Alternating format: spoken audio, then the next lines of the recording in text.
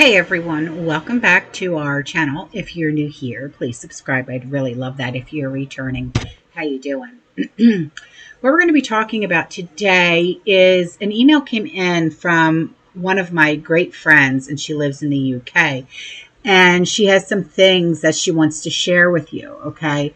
So she starts off by saying, as promised, here's an email with some delightful tales from this side of the pond. She said, you did a video about what happened to Katie Hopkins. I did.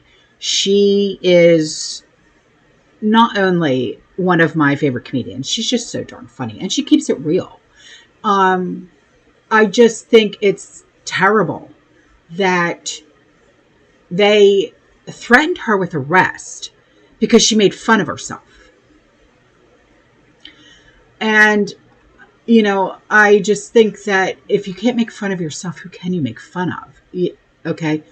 And she said, well, over the weekend, another well-known public figure over here was detained at Gatwick Airport, along with his wife on their return to the UK. George Galloway is an ex-politician and ex-member of Parliament who has been elected into Parliament many times over the years. I don't know if he's still involved in politics now, but he has his own YouTube channel. And he is like Katie Hopkins in that he speaks his mind on current events.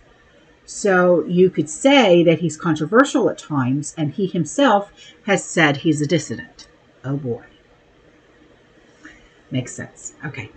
She said, I think it was on Sunday, the news came out that both he and his wife were detained at Gatwick Airport on Saturday by police under Counterterrorism and Border Security Act. Oh, wow. The couple were later released without charge, but it's not known why they were detained. Because he speaks. Same reason why Katie was. He opened their mouth and they said their truth. That's why. She said, on Monday, George Galloway and his wife, along with their lawyer, gave a live press conference, which was streamed on YouTube. George Galloway said he was detained for 4 hours with no idea that his wife was also being detained, and she was detained for 5 hours. He said he does not know what he is supposed to have said or done to warrant being detained by UK counterterrorism police under hostile activity legislation. He said what they don't want him to say. That's considered hostile. Yeah. Apparently, their phones and laptops were confiscated. And George Galloway said this whole thing was just a phishing exercise in order to gain access to their devices.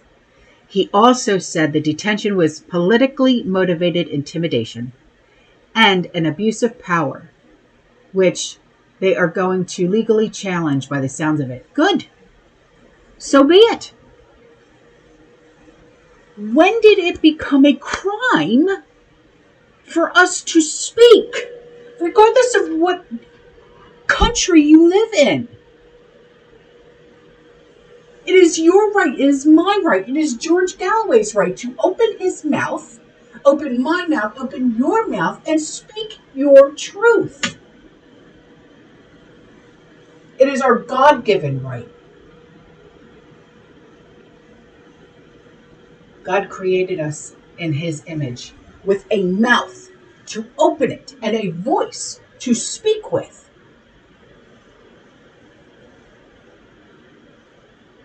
Take my larynx out, take my voice box out, and then maybe you'll make a change. But other than that, until then, these politicians who make these laws, who try to arrest us or threaten us with arrest because we have a voice and because we use that voice to speak our truth,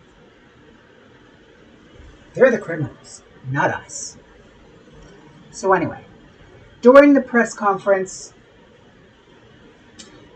George Galloway explained that he was told he was not under arrest, but he was not free to leave. Okay, so he's being detained then. And that he had a legal obligation to answer any and all questions, not without a lawyer. That's his right. He went on to say that he was not asked a single question about anything that he has ever said or done, written or otherwise expressed. He was actually on his way to an event to give a speech. Red flag number one. They wanted to stop him.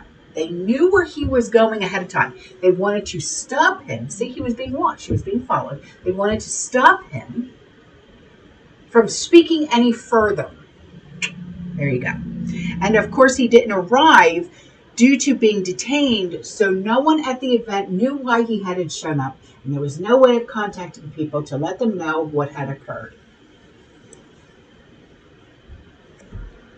So they were successful in shutting him up. George's wife also spoke at the press conference and said she had been asked questions ranging from sublime to the ridiculous, such as what university she had attended and what her opinion on the Israel-Gaza conflict. What does it matter what school she had attended in the past? And what does it matter what a politician's wife has to say about a conflict? What the hell? Okay. So she said, basically, with this terrorism legislation, you could be detained and or arrested for expressing an opinion, be it via a comment or a video on social media. If you don't agree with or speak out on certain things that are happening, then you are now regarded as a terrorist. Unfortunately, this is a sad state we are in now. Yeah, I know. It's disgusting. It's disgusting. And it just makes you think, where the hell is this all going to lead to? What's going to be the final kablooey? Okay? Seriously. So she said, you did a video concerning the proposed digital ID for the UK. Yes, I did. Yeah. And Keir Starmer is the epitome of idiocy and shit. She said, I have a few things to add to this story. So, as you can imagine, this had caused uproar all over social media with many videos being put out there to just say no to this. Right. I've seen those. She said the online petition against this now has well over 2 million signatures and still climbing. Right on.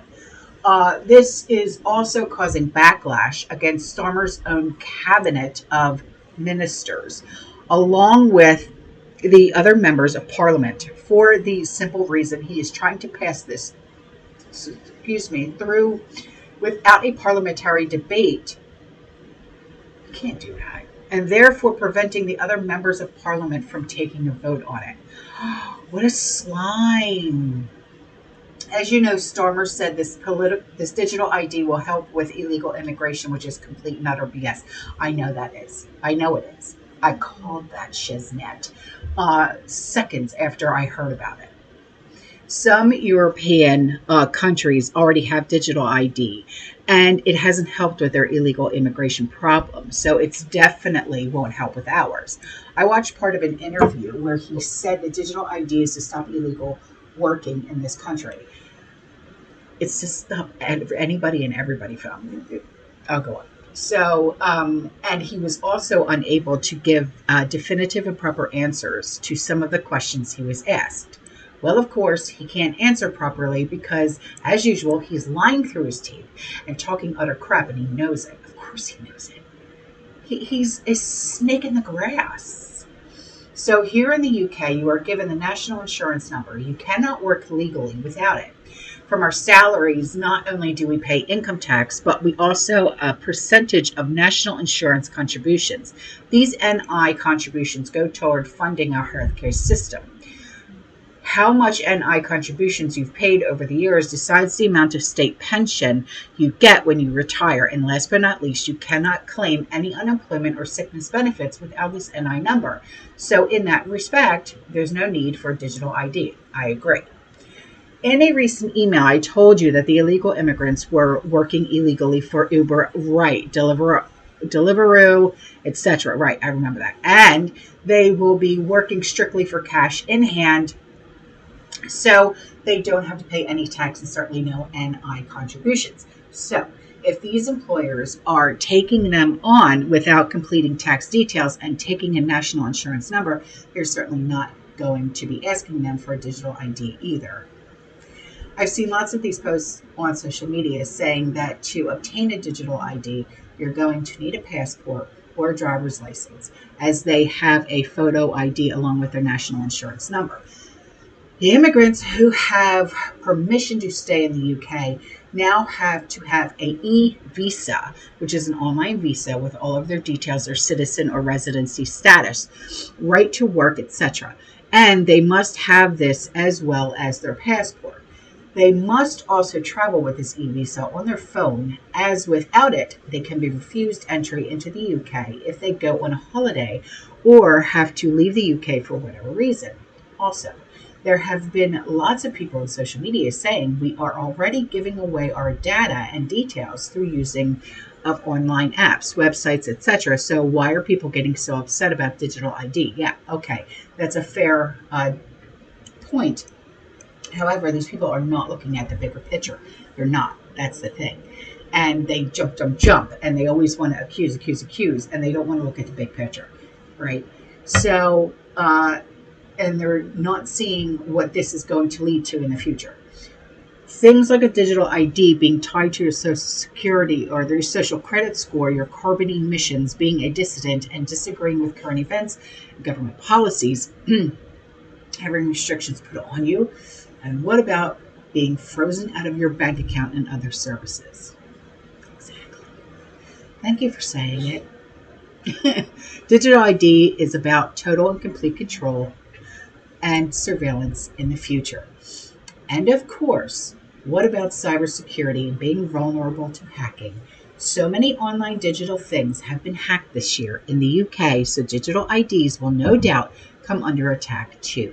There have been articles published with warnings about this as well, and Starmer wants this rolled out by 2029. I'm going to say that's nicely in time for their Agenda 2030, isn't it? Oh boy, is it ever. Another story to come out was a report by ITV News showing deported illegal immigrants being handed a preloaded credit card for up to £2,000 shut the front door.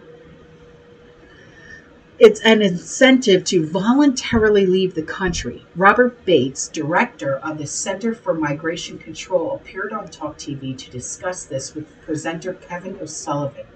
They highlighted the high cost involved, including commercial flight tickets, and the need for more than 100 home office security staff to escort just 47 deportees. 47? Why did they? Okay. The Home Secretary's justification is mentioned. The voluntary return, even with the cash incentive, is ultimately cheaper for the taxpayer than keeping foreign criminals in a prison or to remove foreign national offenders' right to appeal and delay deportation. So I'll leave it here for now. I'll be sending another email soon concerning some other things. Okay, sweetheart, I love you and I miss you. Okay, so this stuff is just crazy. I mean, have you guys heard about this stuff? I mean, I know the only time we really hear about things that happen in the UK is when she writes in.